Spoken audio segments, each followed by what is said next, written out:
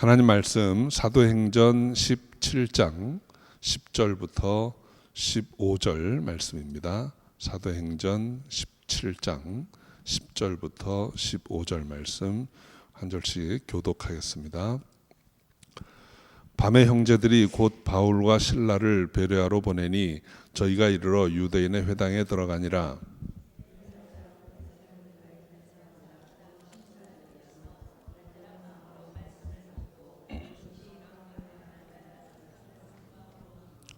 그 중에 믿는 사람이 많고 또 헬라의 귀부인과 남자가 적지 아니하나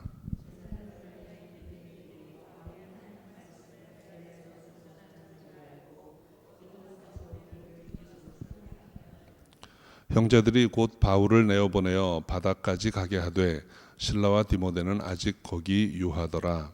바울을 인도하는 사람들이 데리고 아덴까지 이르러 바울에게서 실라와 디모데를 자기에게로 속히 오게 하라는 명을 받고 떠나니라. 아멘. 기도하겠습니다. 주님 감사합니다. 오늘 복되고 아름다운 주님의 날 전에 부르셔서 신령과 진정으로 예배드릴 수 있게 하시니 감사합니다. 늘 주님 앞에 나아가는 예배자, 주의 말씀 안에 힘을 얻고 그 뜻대로 살아가는 저희가 되게 하여 주옵소서. 감사하옵고 예수님의 이름으로 기도합니다. 아멘. 벌써 이제 6월도 이제 마지막 주일입니다. 하나님께서 금년에 여러분 삶에 계획하신 일들 다 하나하나 이루어 가실 줄 믿습니다. 자, 오늘 본문 말씀은 이제 바울이 데살로니가에서 사역을 마치고 이제 또 그 다음 단계로 이제 이동하는 그 장면입니다. 오늘 10절 말씀 보면 밤에 형제들이 곧 바울과 실라를 베레아로 보내니 저희가 이르러 유대인의 회당에 들어가니라 그랬습니다. 데살로니가에서 사역을 마친 후에 바울과 실라는 밤에 이동했다는 것입니다. 주로 이 밤에 왜 이동을 하게 될까요? 우리 그 밤에 이동하는 말 중에 야반 도주라는 말이 있지 않습니까? 정말 위험을 피해서 밤에 움직이는 경우죠. 아마 이 경우에도 바울과 실라는 위험을 피해서 이제 밤에 이동한 것으로 이제 봅니다. 바울은 주님의 부르심으로 이방을 위한 사도가 되었고 또 그 부르심에 합당하게 행했습니다.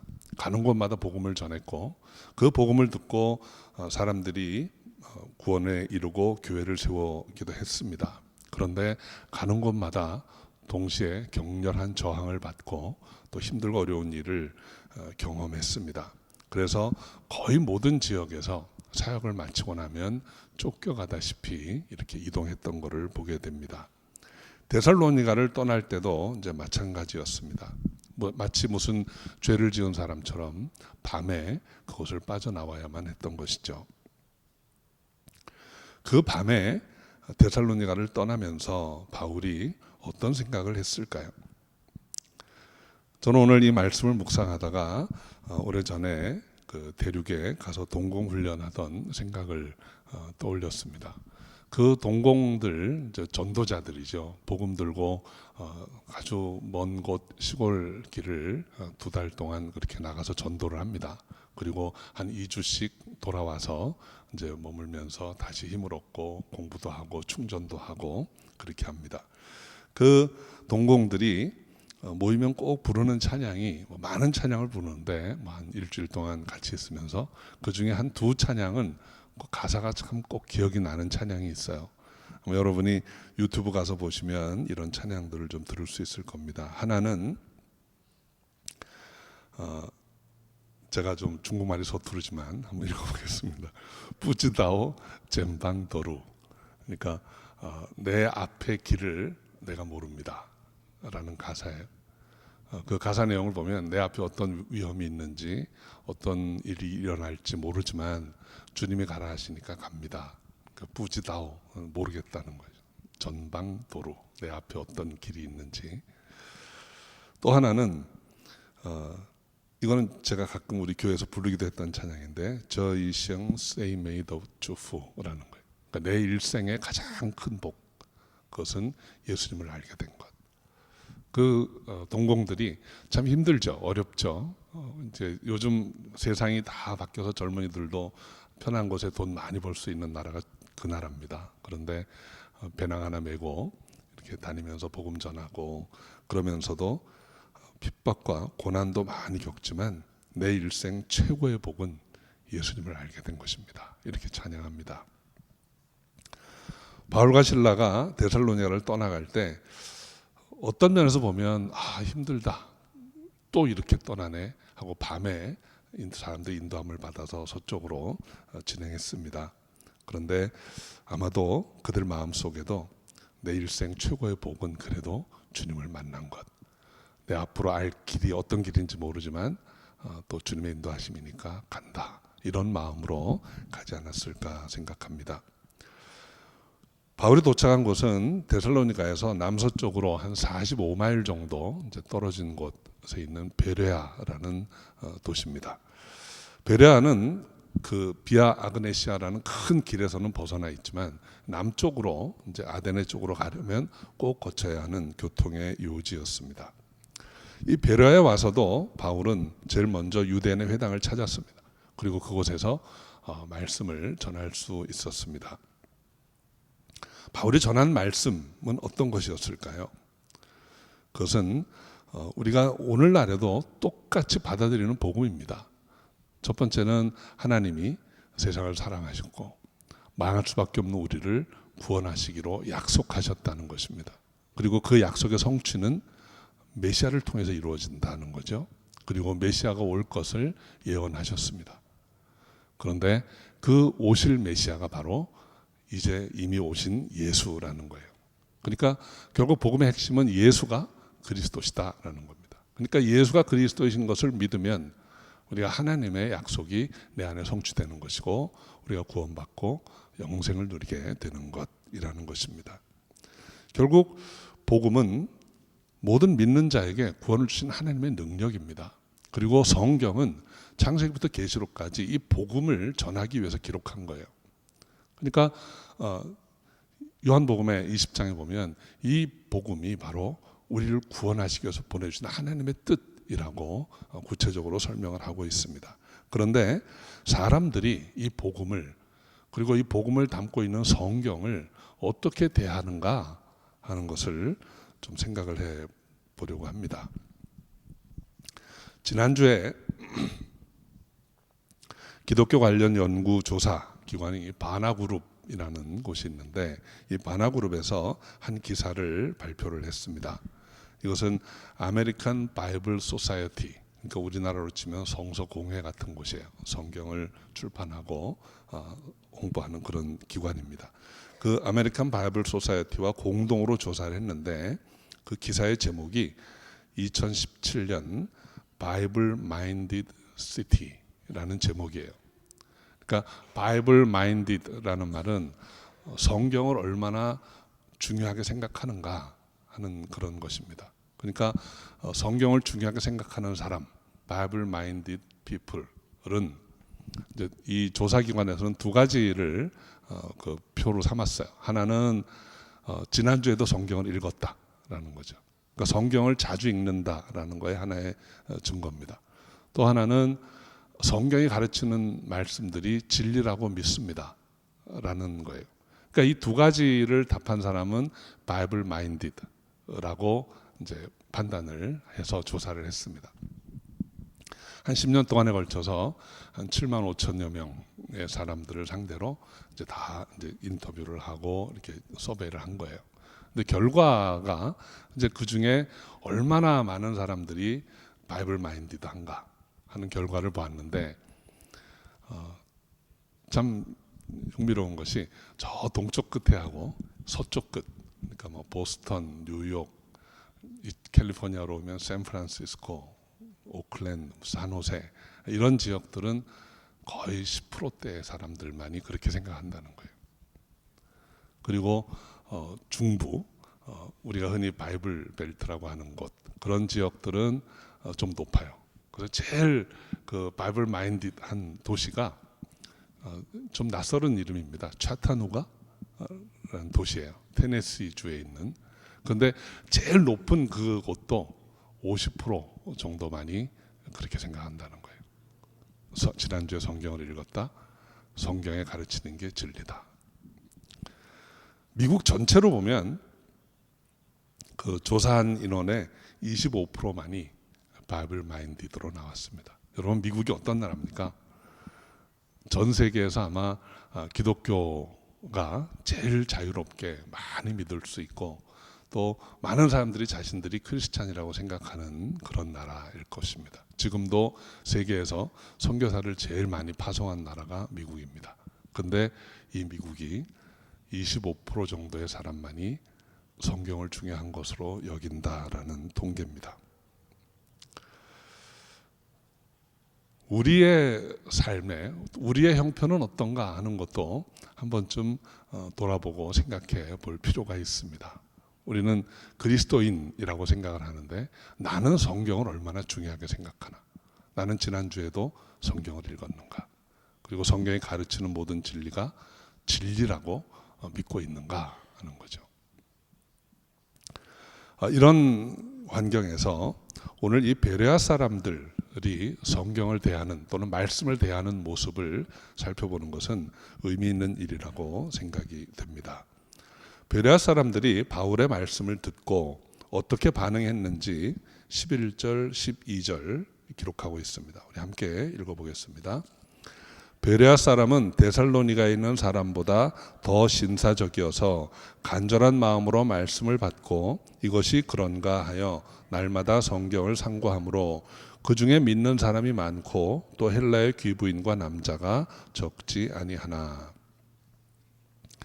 베레아 사람은 데살로니가 사람보다 더 신사적이어서라고 말합니다. 더 신사적이라는 거예요. 여러분, 신사적이라는 단어를 들으시면 어떤 모습이 떠오르십니까?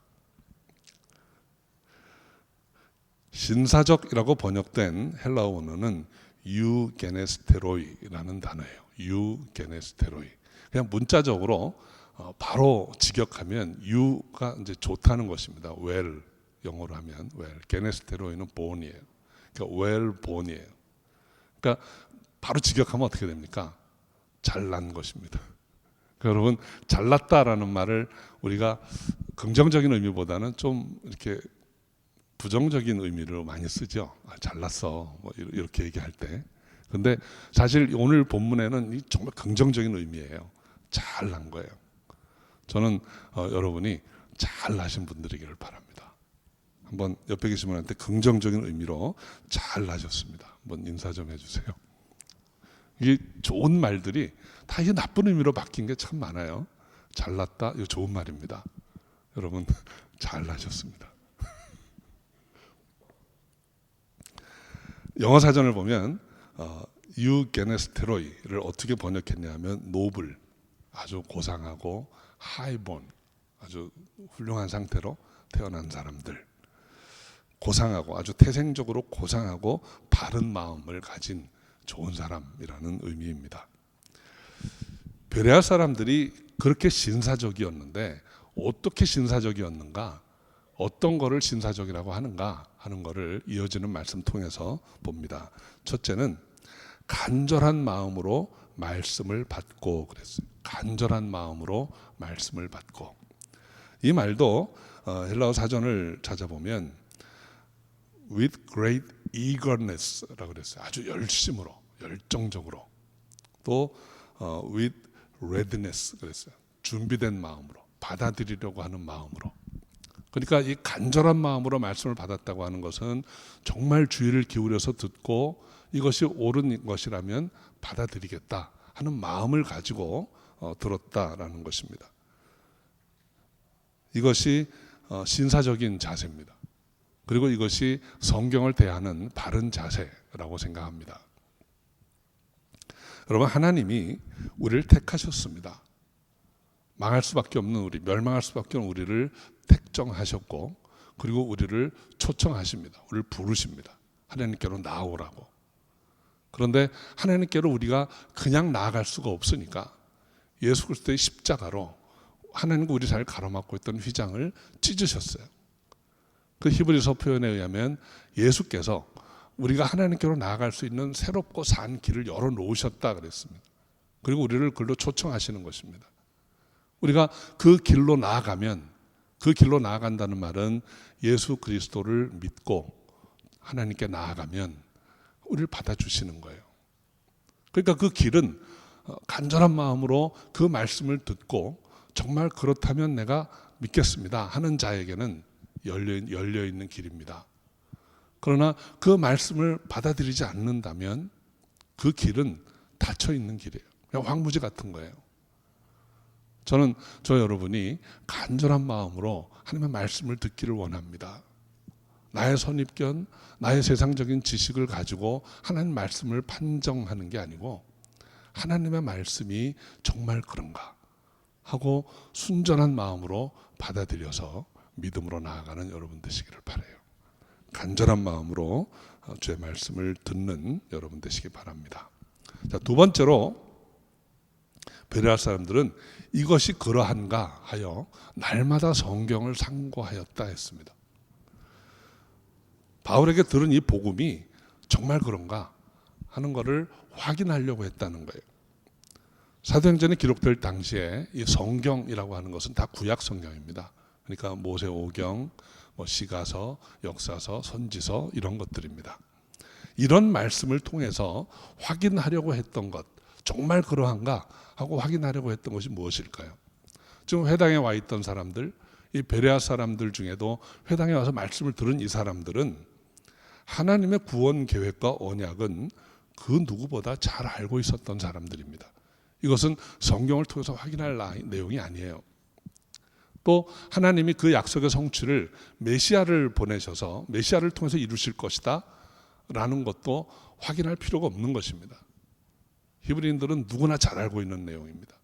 그렇다면 이들이 확인하려고 했던 것은 무엇이었을까요? 바울이라는 인물이 와가지고 예수가 그분이라고 얘기하시는데 이게 정말 그런가?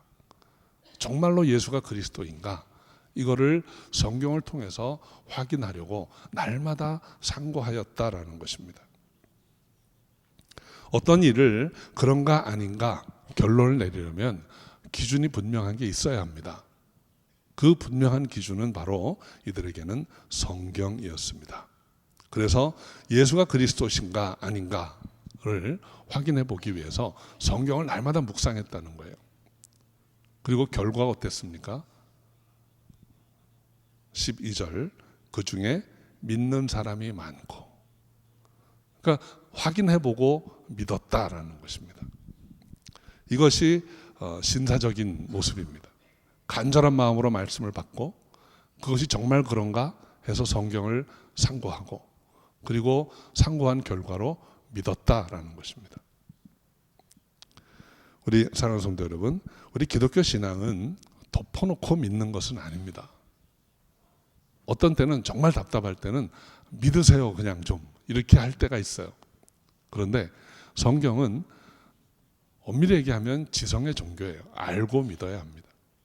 그런데 무엇을 근거로 알 것인가, 지성이라고 하는 것의 개념이 무엇인가, 이것은 밑에서부터 올라오는 인본적인 지성을 이야기하는 게 아닙니다. 아무리 그렇게 해도 답을 못 찾습니다. 우리의 지성은 위로부터 내려오는 것입니다. 하나님께서 허락하시는 지혜를 가지고 하나님의 말씀을 순전한 마음으로 간절한 심령으로 대할 때 말씀이 깨달아지고 이해가 되는 것입니다. 저는 저와 여러분이 이런 지성으로 하나님의 말씀하신 진리를, 복음을 분명히 알고 믿는 그런 축복된 하나님의 사람 되시기를 바랍니다. 여러분, 기독교 지성이라고 하는 것 다시 한번 정리해 드립니다. 우리가 알아야 될 기본적인 틀이 있어요. 그건 첫째는 하나님의 창조주 되심입니다. 성경은 이것으로 시작됩니다. 태초에 하나님이 천지를 창조하시니라. 하나님의 창조주 되심을, 그리고 그 창조되신 하나님이 세상을 다스리신다고 하는 이 가장 기본적인 진리를 못 믿으면 기독교 신앙은 아예 터가 없어지는 거예요. 무너져 내리는 것입니다. 두 번째는 성경의 진리됨이에요. 성경은 하나님이 기록하신, 하나님이 감동으로 기록하게 하신 하나님의 기록된 말씀입니다. 오늘 예배 시간에 길게 나누기가 어렵지만 우리 갈릴리 만남 성경 시간에 아주 자세한 말씀 많이 드렸어요. 여러분, 고대 문헌 중에 성경만큼 신빙성 있는 자료는 없습니다. 그 성경 말씀이 진리라고 받아들이지 못하면 그 후에 우리가 아무리 많은 이야기들을 하고 많은 일들을 해도 기독교 신앙은 공중에 떠 있는 것과 똑같습니다. 하나님의 창조주 되심, 세상을 다스리시는 분이라는 사실을 꼭 기억하시고 성경 말씀을 준거해서, 성경 말씀을 의지해서 우리의 모든 신앙이 세워져 가야 한다는 것을 꼭 기억하시기 바랍니다. 그리고 그 성경이, 그 하나님이 말씀하신 중요한 진리는 바로 예수가 그리스도시다라는 것입니다. 베레아 사람들은 이 말씀을 받아들인 것입니다. 바울의 선교 사역에서 아주 드물게 이 베레아에는 반대자들이 없었어요. 베레아에 관한 이 기사에는 바울과 실라를 반대하고 핍박했다는 내용이 전혀 없습니다. 그런데 놀라운 일이 또 일어납니다. 데살로니카에 있던 사람들이 베레아까지 찾아와서 반대를 합니다. 하나님 말씀을 베레아에서도 전하는 줄을 알고 거기도 가서 무리를 움직여 소동케 하거늘. 반대자들도 어떤 사명이 있는 것 같아요. 아무튼 결사적으로 반대합니다. 바울이 가는 곳이면 먼 데서까지 찾아와 가지고 회방하고 반대하고 합니다. 우리 사랑성도 여러분, 우리의 대적은 늘 있습니다. 하나님 나라 갈 때까지 이 대적하고 회방하는 무리들은 여전히 있어요. 그들이 결코 포기하지 않습니다. 삼킬 자를 찾는 사자같이 우리 주위를 늘 배회하면서 포효합니다. 기회만 있으면 물고 달려듭니다. 그래서 여러분, 신앙생활을 하면서 이만하면 됐지 하고 마음을 내려놓으려고 그러면 바로 그 시간이 대적자가 와서 무는 시간이에요. 그러니까 참 깨어 있어야 합니다. 모든 일이 좀 편안하게 되는 것 같아서 기도 좀 쉬어보려고 하면 꼭 기도할 일이 생깁니다. 와서 힘들게 하고 어렵게 하는 일들이 계속 있어요. 깨어 있어야 합니다. 근신하고 깨어 있으시기를 주님의 이름으로 축원합니다. 14절 15절 말씀 한번 같이 읽어봅니다. 형제들이 곧 바울을 내어보내어 바다까지 가게 하되 실라와 디모데는 아직 거기 유하더라. 바울을 인도하는 사람들이 데리고 아덴까지 이르러 바울에게서 실라와 디모데를 자기에게로 속히 오게 하라는 명을 받고 떠나니라. 바울을 돕는 형제들이 바닷가까지 내려갔다 그랬습니다. 그러니까 이 베레아가 있는 곳에서 아데네까지 내려오려고 하면 육로는 굉장히 험합니다. 그리고 제대로 된 길이 없었어요. 그러니까 이들을 바닷가로 데리고 가서 본문에 정확히 나와 있지는 않지만 배편으로 아데네까지 내려온 것으로 이제 보여집니다. 아덴이라고 하는 것은 헬라 철학의 아주 본산입니다. 철학만이 아니고 헬라는 이교 문화의 중심지라고 보면 돼요. 여러분, 오늘날도 아테네라고 하는 도시에 가면 도시 제일 한복판에 뭐가 있습니까? 아크로폴리스 높은 언덕이 있고 그 위에 파르테논 신전 자리가 있어요.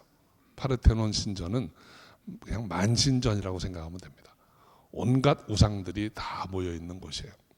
얼마나 위용을 자랑하는 건물인지 모릅니다.